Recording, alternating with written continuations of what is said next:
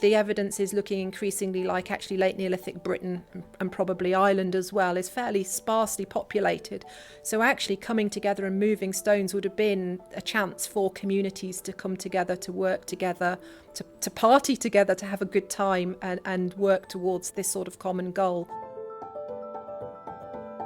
Welcome to the History Extra Podcast. Fascinating historical conversations from the makers of BBC History Magazine. If you've ever visited one of the many prehistoric stone circles that dot the landscape of Britain and Ireland, you've probably come away with lots of questions. How were they built? When were they built? Why were they built? And what on earth were they for? Well, in this Everything You Wanted to Know episode, we've got the answers for you, or at least some of them, as Professor Vicki Cummings considers the big questions about prehistoric stone circles with David Musgrove. Today I am joined by Professor Vicki Cummings, who is Professor of Neolithic Archaeology at the University of Cardiff and author with Professor Colin Richards of Stone Circles, a Field Guide, published by Yale University Press. And today we're going to be talking about stone circles. So Vicki, can we start with the opening question, the obvious one? What is a prehistoric stone circle? So a stone circle, quite simply, is a circle of stones. So for the most part, the stones are quite tall and thin, and they tend to be set upright, so they're standing vertically, and they are in a circle. It doesn't have to be a perfect circle. It can be an ellipse or egg-shaped, but it is quite simply a circle of stones. So the clues in the name is there. However, the most famous stone circle that people know of is Stonehenge. So the next question then is a henge the same as a stone circle? A henge has similarities with the stone circle.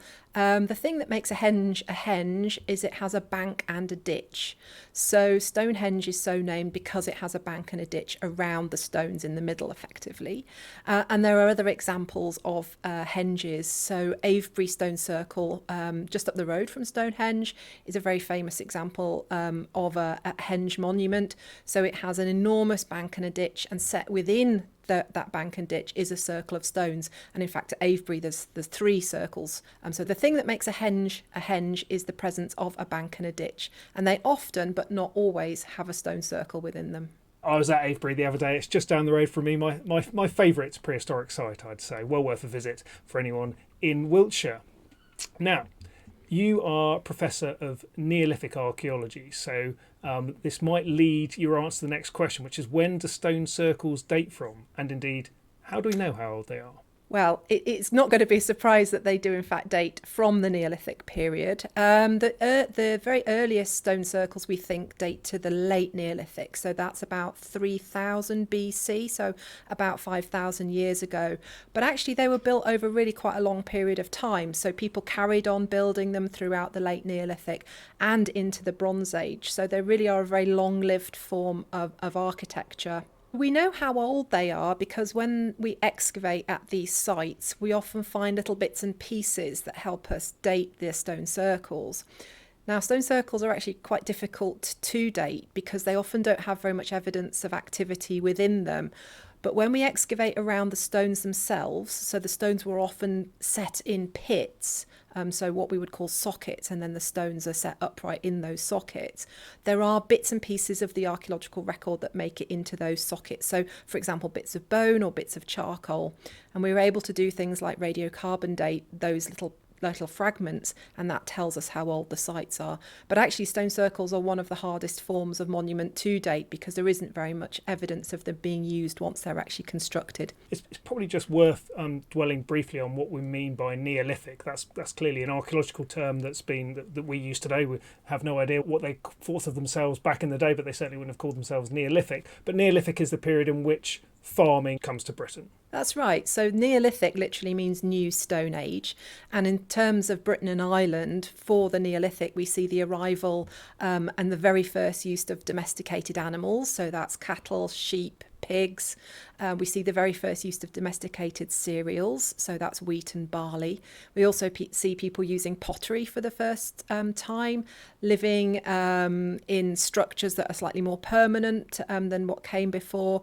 And then we also have the first monument construction. So the New Stone Age literally is this sort of package of things that arrives into Britain and Ireland with new people coming in from the continent, and monumentality is part of that. Stone circles aren't the earliest form of monument that are built in the Neolithic. There's a whole series of chambered tombs and so forth in the early Neolithic. So this is something that happens a little bit later on in that Neolithic period. Fantastic, thank you.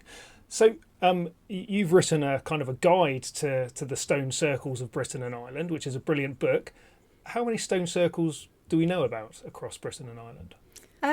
There's about 350 well-known sites, but what's quite surprising is actually we do find new sites all the time.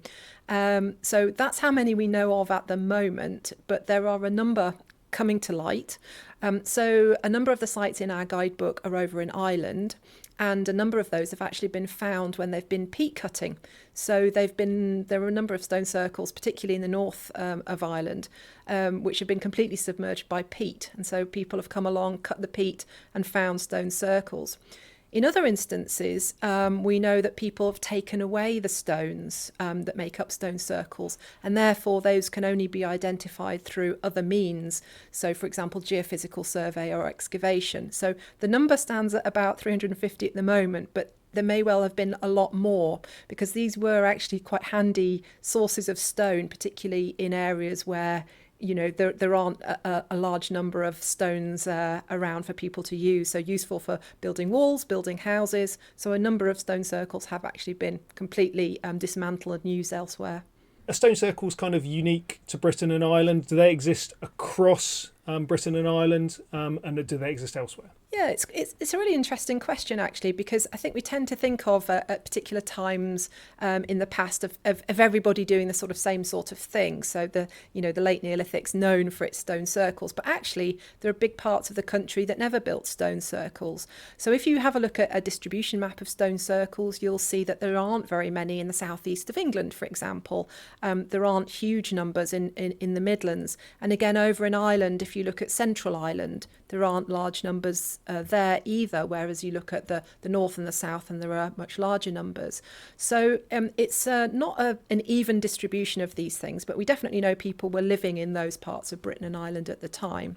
And interestingly, if you look actually sort of beyond Europe, the stone circle is something that's built elsewhere. So there are some examples, for example, from North America that were built by native communities, and also over in Japan. So, I think this sort of idea of a stone circle resonated with people in different points around the world at different times. But over in Brittany, they've got a lot of megalithic sites. They've got the famous stone rows of Carnac, which are an amazing place to visit. But they don't have quite the same circle architecture there, do they? Brittany is well known for its megaliths. Carnac's very famous, but they've also got a series of absolutely fantastic early Neolithic chambered tombs and also menhirs, which is possibly the origin of some of the ideas behind a stone circle. So a menhir is a single upright standing stone, and I've already mentioned that stone circles are essentially a series of upright standing stones. Menhirs are single standing stones, but over in Brittany they are absolutely enormous. So the biggest stone ever lifted in the Neolithic, certainly in northwest Europe, was Le Grand Menhir Brisé, which is a single menhir which was constructed thousands of years before our stone circles, but it also fell over and collapsed and is in 3 pieces now. So that's perhaps where the origins of some of these ideas of setting stones upright came from. I didn't give the name of the person who asked that question about whether there are any stone circles outside Europe. So, Edgy Polkatrude, that answers your question. Now, a big question here, and one that's much debated. How were they built, and how did they get the stones in place? And that's from Crypto Picture.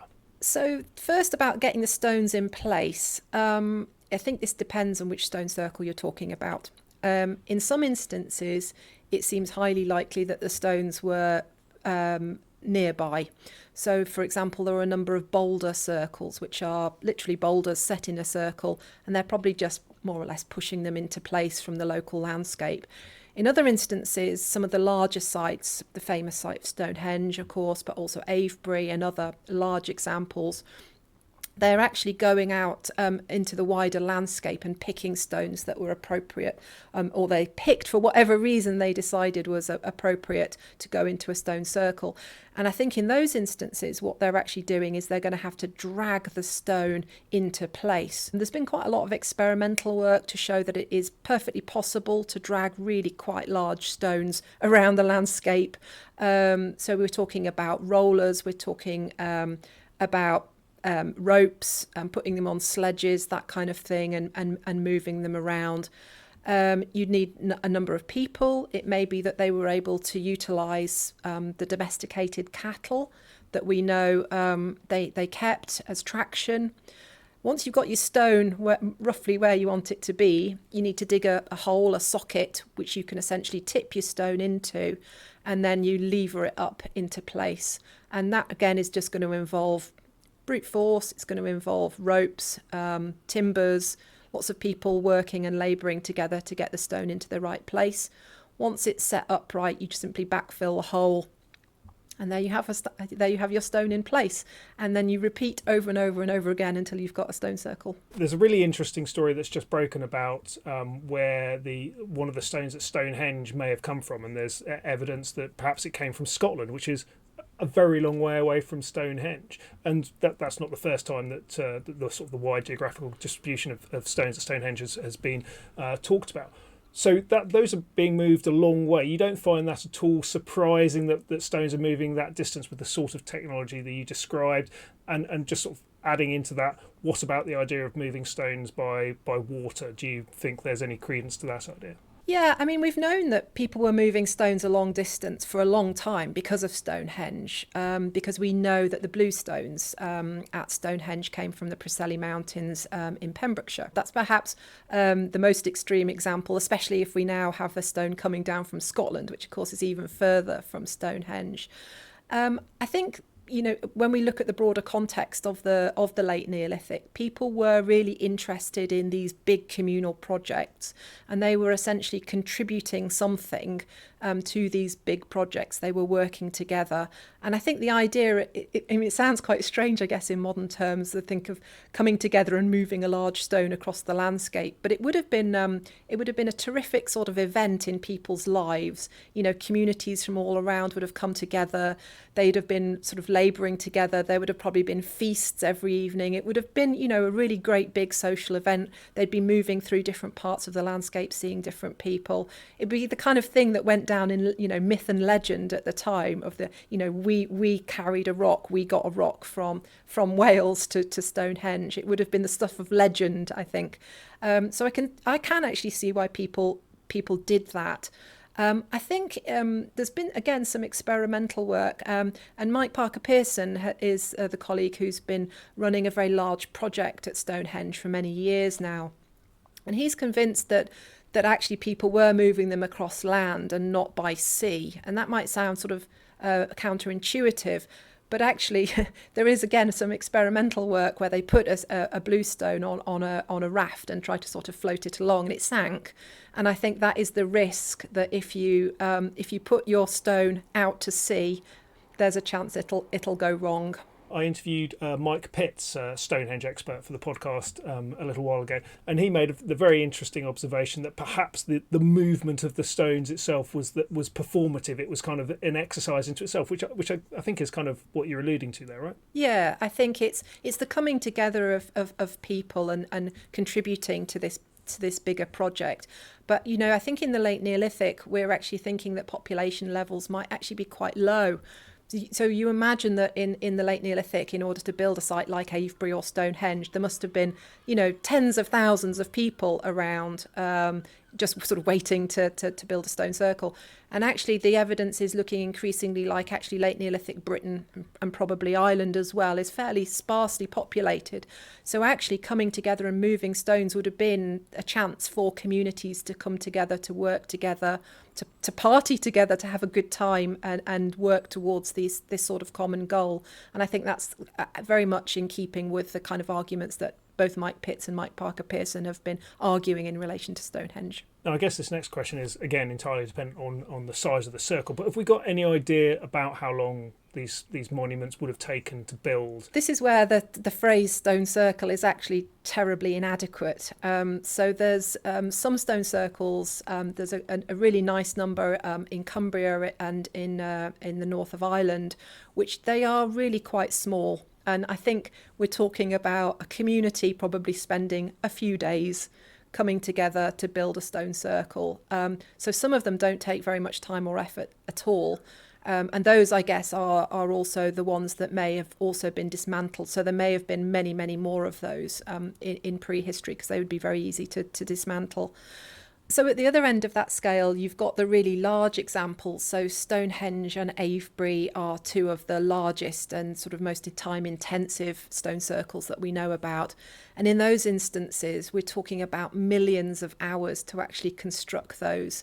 So we're talking about, really huge investments of time and people potentially having to come together and work on those year in, year out over really quite, long periods of time. So maybe 50 years, 100 years, really significant numbers of people involved in those constructions.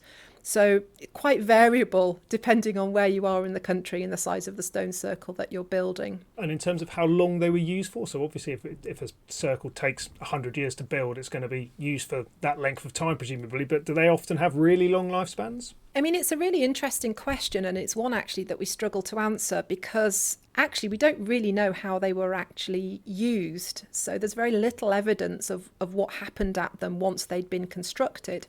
So, for example, at chambered tombs, we'll find a whole series of deposits of human remains.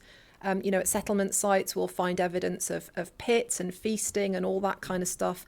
Stone circles, for the most part, don't seem to have very much evidence of anything within them once they're actually constructed. And this has led us to think that actually it's all about the construction itself that's the most important thing. And once it's done, So actually, we don't really know. You could have people coming together. They could be gathering. They could be doing things elsewhere. But we certainly know that people keep going back to the sites. But what they're actually doing there remains something of a mystery. Okay, well, let's jump on to the big question of what were they for then. So obviously you've given a sense of the answer there. Lots of people ask this question because clearly it's the key question. John Cadwallader particularly wanted to know whether they were built to worship the cycles of the moon. So I wonder if you can just address that sense of whether they were in any way used as calendars, celestial objects, because that's something which is often talked about. So yeah, there is good evidence that a number of these stone circles are built and constructed to mark particularly important times of the year through both the sun and the moon. So perhaps the best known example, Stonehenge, we know that is built and aligned on midwinter. So when the sun rises on the shortest day, that is the main alignment at Stonehenge. Although, of course, people go at midsummer as well. But it seems to be midwinter that's particularly important, and that's something that has its origins further back into the Neolithic. So there are other examples where there is alignments on mid-winter. So an example up in Cumbria, Longmeg and her daughters, which has a midwinter alignment. But then there are some examples of some of these stone circles from a bit later on that have alignments with the moon. And there's a series of stone circles that I haven't so far mentioned up in the northeast of Scotland. And these are the recumbent stone circles. So these are a lovely collection of monuments and they are essentially a stone circle with one stone that's lying down in between two uprights. That's the recumbent. And so they're a little local tradition that's called the recumbent stone circles. And they seem to, again, have some alignments in relation to the moon. So I think we can say for definite that there's a very strong connection between stone circles and cycles of the sun and the moon. And of course, that's entirely appropriate for Neolithic and Bronze Age people people who were making their living through farming and looking after animals and growing crops and so forth. So it makes sense that they would want to know when the shortest day in particular was, so they could begin planning for the next year. Now, you've already been clear that this question is difficult to answer, but I'll just feed you this one from Maria M80, who wanted to know whether the meaning of them has remained the same or whether they would have changed over the centuries. And as you're saying, we don't really know what they were doing with them. But do you have a sense that they would have had a static role or whether they might have changed over time? I think we can answer elements of that. Certainly in the Neolithic, so the late Neolithic, when these stone circles first are constructed, they seem to be in very particular places. They seem to be marking routeways, positions where people could come together. They're often located close to places that were already significant, but they're also often quite large, and I think we're envisaging perhaps them representing large collections of communities coming together. Over time, as we get into the Bronze Age and they carry on building stone circles, a lot of them get a lot smaller, and I think we're envisaging that these are actually sort of really quite different things. So they might still be marking out routeways, and again, Bronze Age stone circles, you often will see them as parts and collections of a series of other types of monuments, so burial cairns, for example. But they are much smaller, and I think that we're probably talking about a change there in terms of what they're fulfilling for the local communities. So probably smaller numbers of people coming together and building these things probably fairly rapidly. How they're used, of course, then that is very difficult. As I've already said, there's not always huge amounts of material left. So people could be coming and using them. They're just not leaving traces of what they're doing when they're using them. And you've already addressed this, but just briefly, is there any evidence of burials within or associated with stone circles? There are sometimes. Stonehenge, again, is the famous example. That actually started its life as a cremation cemetery, so there's a large number of cremations. But in the late Neolithic, you don't have burials, as in inhumation burials, people are being cremated, and there aren't huge numbers of human remains recovered from stone circles. If they are, it's more in sort of token amounts, token deposits. So certainly these aren't things that are being used for burial per se, which kind of makes sense because they're a circle of stones. If you want a burial mound or a burial monument, you create such a thing, and those are contemporary. So again, the early Neolithic chamber tombs are a really good example of this. They're basically large stone boxes appropriate for keeping human remains. So stone circles aren't particularly associated with human remains, although you do find them at some examples. Really great question from Hugh Birkmeyer, who wants to know how the stone circles fit into the larger landscape, specifically asking whether they were remote or surrounded by fields or villages. So maybe you could explore that and just think about where stone circles tend to be in the landscape. You already said that sometimes they're associated with routeways. Why are they kind of where they are? Yeah, it's a really, really good question, and it's something that actually archaeologists are now thinking a lot more about. So they're not just looking at stone circles in isolation, they're seeing what's going on around them. I'm going to go up to Orkney, I think, to start off by answering this question, which is there's two very famous sites up in Orkney, the Stones of Stenness and the Ring of Brodgar. Stones of Stenness is potentially one of the earliest stone circles in Britain, actually. It's got quite early radiocarbon dates. And my co-author, Colin Richards, actually found a settlement really close by to the Stones of Stenness, which he excavated a couple of decades ago. That's the site of Barnhouse. And I think that was a surprise at the time. And it was a surprise that people were living so close to a stone circle, because I think at the time we had the idea that they were sort of set apart from where people were living. They, special sites, almost like we might imagine, a village church, just sort of set away from houses. And actually, that clearly wasn't the case. And then if we go further over to the Ring of Brodgar, we also know now that the Ring of Brodgar was very close to a settlement, albeit one of the most spectacular Neolithic settlements that's ever been found, which is the Ness of Brodgar. So actually that landscape, which is sort of topped and tailed by two stone circles, actually people would have been living immediately next to those stone circles. So that gives us, I think, a different sense of perhaps what these sites were like.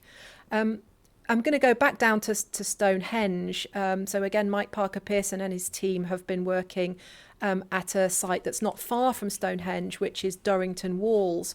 And that seems to be where the people who were potentially building and working at Stonehenge were living. And in actual fact, that becomes monumentalised. So Durrington Walls is a henge, and they actually built the henge on top of and over the houses where people were living, potentially when they were building Stonehenge. So I think these were much more active landscapes than we imagine. In terms of the sort of broader landscape, though, it depends again on the kind of stone circle that we're talking about, because I think later on in the Bronze Age you get a change again. So if, for example, some of the sites in Wales, there'll often be a whole series of monuments, of which a stone circle is just one of them, following routeways through the uplands in particular. So people were building them in relation to other sites like cairns, kists, and so on. And of course, by this point, there's a whole variety of other locations in the landscape. So it's a really, really good question, and I could probably talk about it for a very long time. But I think the answer is it's mixed, and it depends which period you're talking about. Excellent.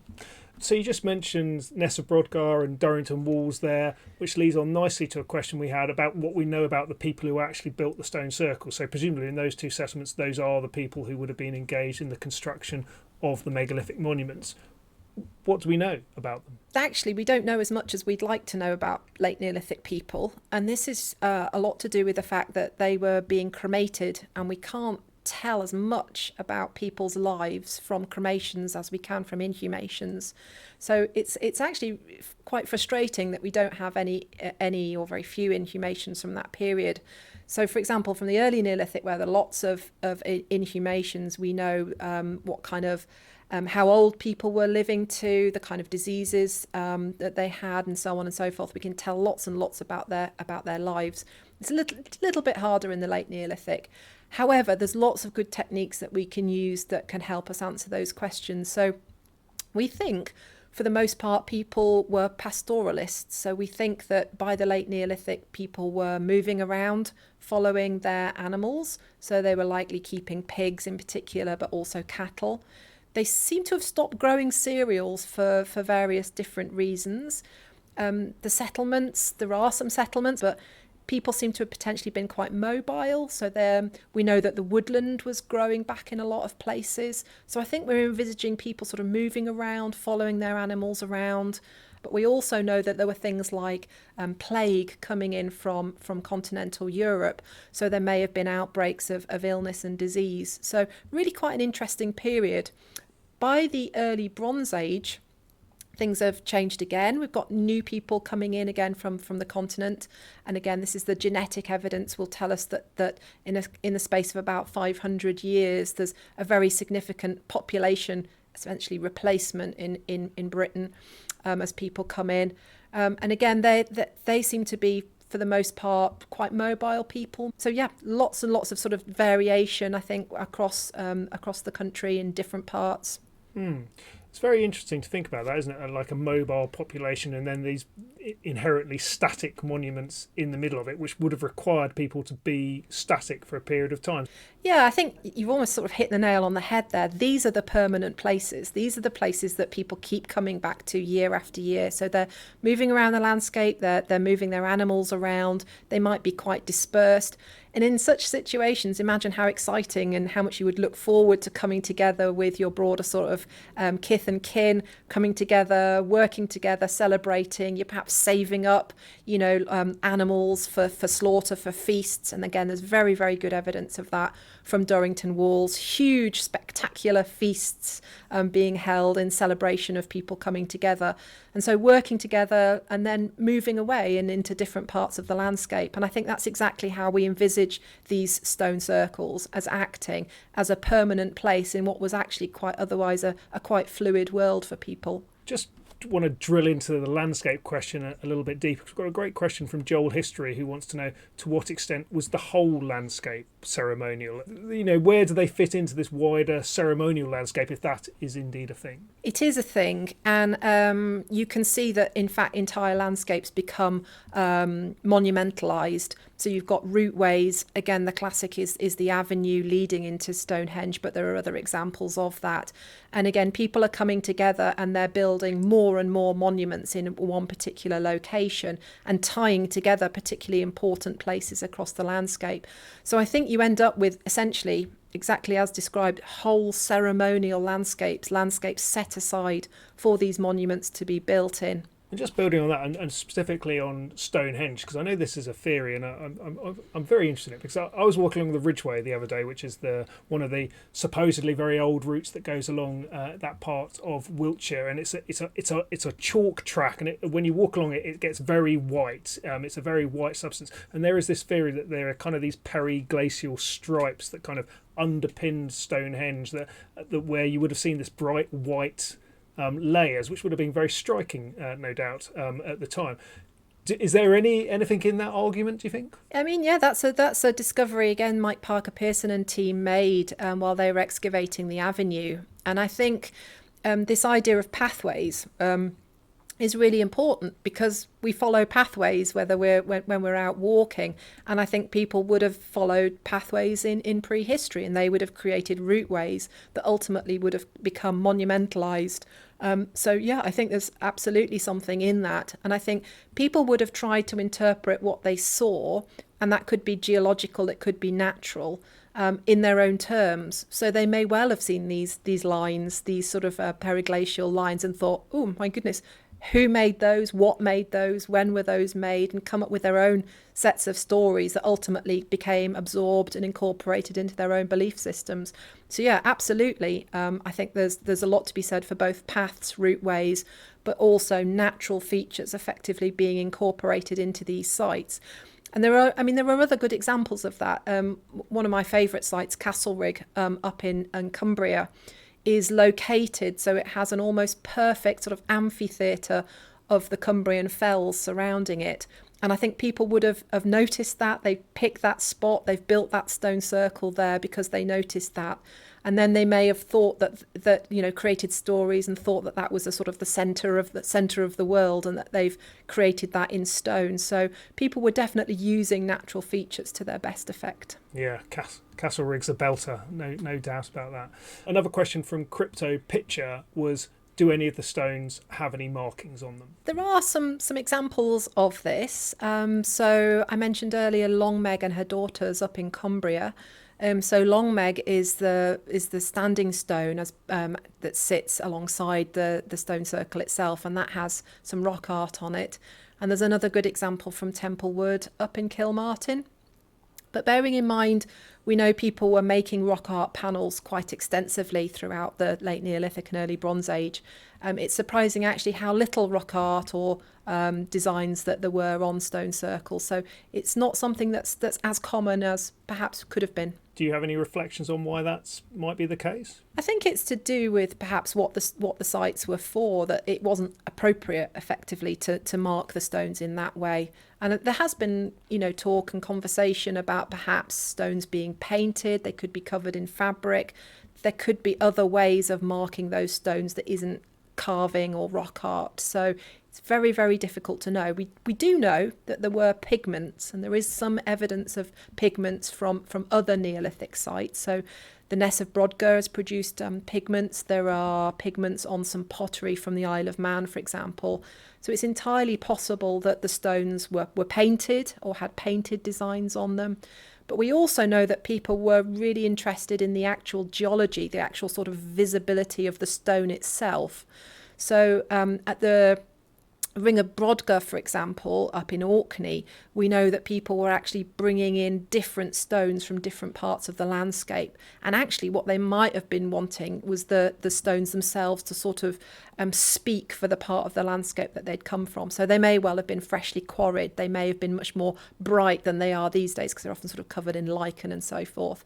So it might have been that they actually just wanted them left so you could sort of see the geological origin of them. And again, that ties back to our early conversation with the interest and desire of people bringing in stones from different places, as we saw at Stonehenge, in that case being the most sort of extreme example of that.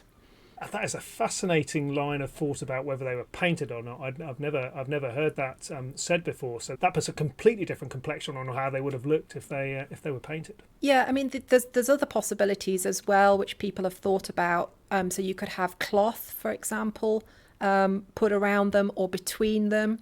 There's a whole variety of different things that you can do which would leave very little archaeological trace or no archaeological trace. So rock art is a very sort of permanent way of marking things, but there's lots of other things that could have happened that could have made them sort of bright or more visible in the landscape. So much to think about. What did later people do when they encountered these stone circles? Yeah, I mean, it's a really interesting question. Of course, they're sort of standing in the landscape for thousands of years, and I guess people would have at certain points probably actively avoided them.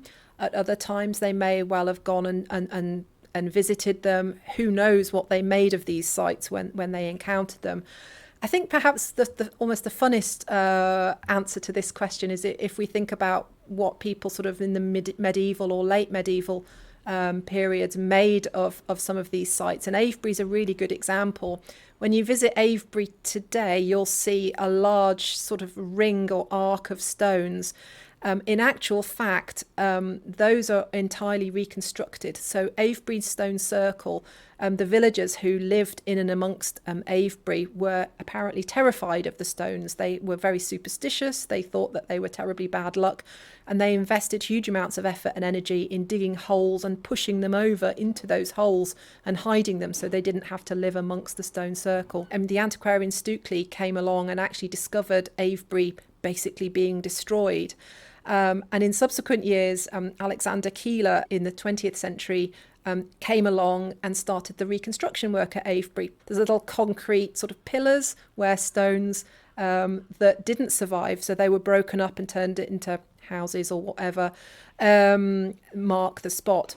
But it also explains why at Avebury there's also a big part of the main circuit that's missing, and that's because Alexander Keeler didn't get around to reconstructing that part of Avebury.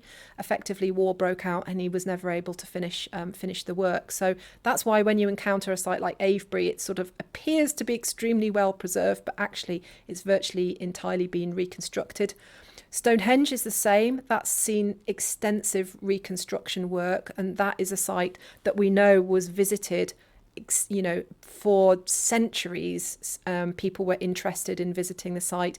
And there are, again, accounts from across the country of similar reactions to stone circles. Longmeg and her daughters, it was reported that the farmer wanted to knock down Longmeg and her daughters because it was getting in the way, and he sort of got started on it, and a huge lightning storm hit, and he was terrified, thought that this was, God sort of telling him not to do this and stop doing it. So sort of very different reactions, but I think people saw these sites very much in their own terms, and they were quite superstitious. So I think certainly more recently there's been sort of quite negative things around these stone circles.